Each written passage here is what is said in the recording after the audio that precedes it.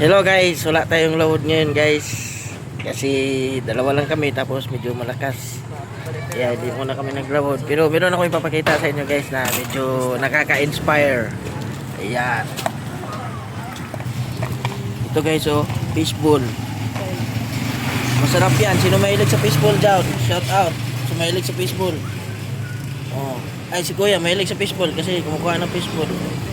Oh. Siya din oh, siya din. Oh.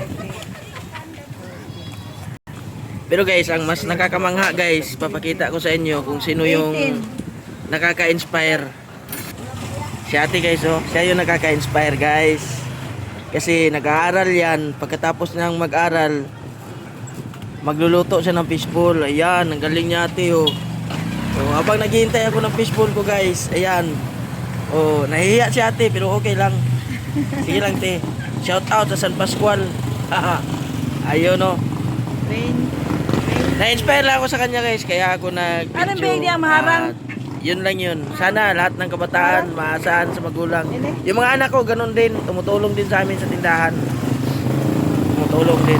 Kaya nakaka-inspire yung mga ganun ng mga bata.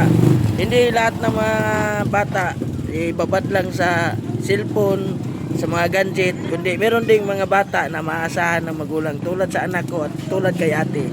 Oh, si ate, sipag niya ate. Te, paano yan te? Pangbaon? Te? Pangbaon yan te? Pangbaon? Ha? O tulong lang kay mama, papa? Tulong. Ayos, ayos. O, di ba guys? Tulong sa kanya magulang. Sana lahat ng mga bata ganun. So, hindi puro boyfriend, girlfriend, hanggang sa panuhuton ng buto ng tiyan. Yay! Sige, yun lang. Salamat.